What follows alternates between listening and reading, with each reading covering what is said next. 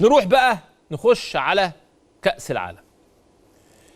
كأس العالم والمغرب.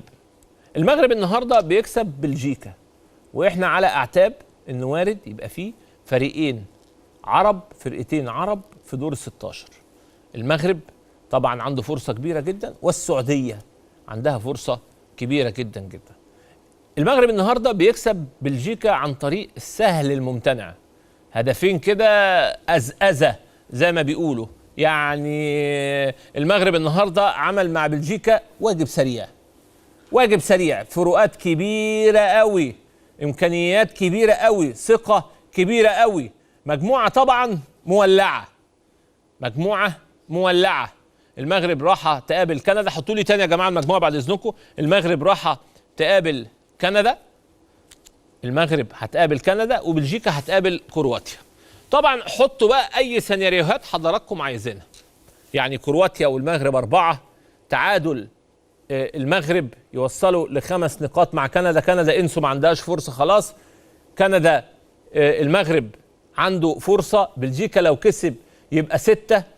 المغرب لو كسب كندا صعد، وكرواتيا لو كسبت بلجيكا صعدت خلاص دايركت. اي بقى احتمالات تانية دور على النتائج.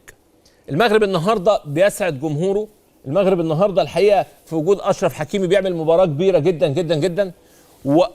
واكتر حاجه النهارده نقف قدامها، اكتر حاجه نقف قدامها درس نستفيد منه، ان اي منتخب كبير لازم يكون عنده 2 حراس مرمى على نفس الكفاءه. ياسين بونو هو حارس مرمى المنتخب المغربي. ياسين اسم كبير جدا جدا، هو النهارده بيسخن داخ. ياسين بونو حارس المغرب، وهو بيسخن النهارده بيعمل احماء داخ. اما داخ ياسين بونو النهارده، اما حصلت له دوخه، اضطر النهارده الركراك ان هو يغيره. بصوا المشهد، ادي اللقطه، ادي اللقطه. طبعا في اي منتخب مش منتخب كبير، حط ايدك على راسك زي ما كيروش كده عمل، فاهم؟ دي مش اصابه، ده لسه الراجل بيقول يا هادي. ودايما المنتخبات ال2 حراس ما بيبقاش المسافه قريبه مهما تكون.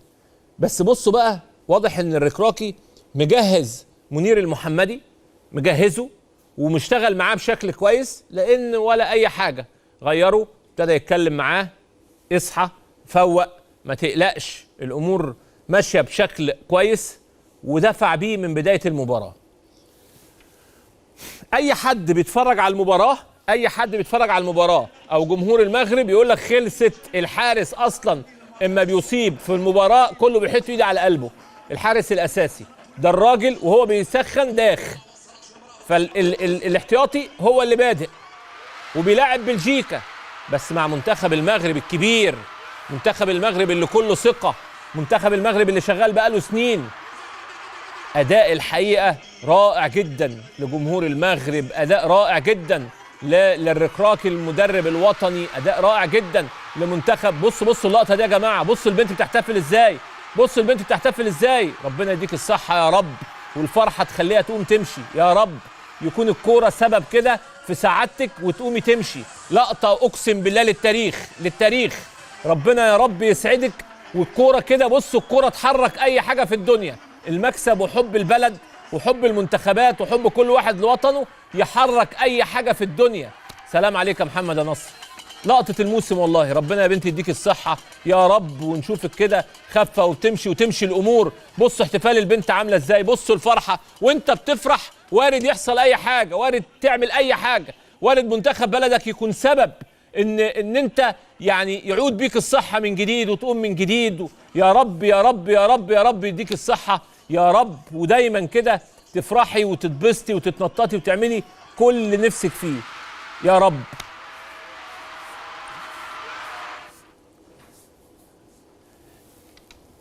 يعني بتبقى لقطه صعبه، ولكن يا رب يشفي يا رب كل الناس، ويعني يسعد كل الناس، ويخلي كده كل الأطفال يا رب بصحة كويسة. طيب كنا بنقول ايه؟ الصيف. طيب كنا بنتكلم على منتخب المغرب. معلش اصل انا يعني الحاجات دي بقف عندها شوية. مبروك لمنتخب المغرب. منتخب المغرب منتخب كبير جدا جدا، شرفنا وشرف العرب. ان شاء الله باذن الله يبقى في دور 16 هو ومنتخب السعوديه. ركراكي عمل مباراه كبيره جدا. بصوا بقى اللقطه دي اشرف حكيمي. اشرف حكيمي لاعب باريس سان جيرمان، واحد من افضل اللاعبين في العالم.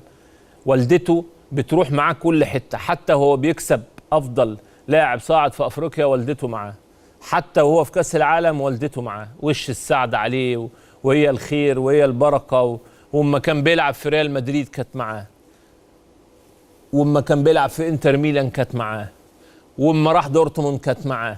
لفت معاه العالم كله. هو لعيب صايع، لعيب صايع وفاهم، صايع كوره باللفظ. يعني ايه صايع كوره؟ عارف ان الست دي طول ما هي بتدعي له، عارف طول ما هي راضيه عنه، هو في حته تانية خالص. احب انا الناس دي قوي، احب الناس دي قوي. وطلع هو ولاعيبي الفريق واحتفلوا معاها، مفيش حاجه خالص. كل حاجه بنسمع عنها مش موجوده، مش موجوده. والدته معاه، اسرته معاه، ولاده معاه.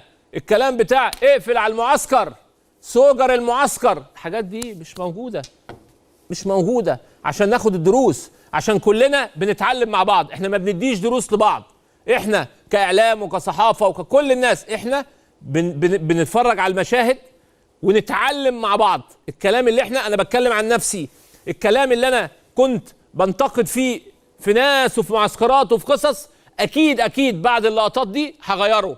اكيد الحاجات دي مش هي السبب، اكيد مش العالم كله بيتحرك بشكل او باتجاه معين وهي دي المشكله. لا، هي مش المشكله. التركيز ملوش علاقه باسرتك، وملوش علاقه انك تقفل معسكر وما تشوفش حد لمده شهر ونص. الكلام ده خلص من العالم كله. لقطه اشرف حكيمي مع والدته هي لقطه يفتخر بيها، هي لقطه بيصدرها للعالم كله، هي لقطه عايز يقول لهم انا سبب وجودي النهارده هنا في كاس العالم في الدوحه، سبب وجودي في كل الانديه الكبيره اللي انا لعبت فيها هي والدتي. يطلع يحتفل معاها ويبوس راسها، وهي تبقى كلمة السر. تحية كبيرة لأشرف حكيمي على أدائه الرائع وعلى احتفاله مع والدته.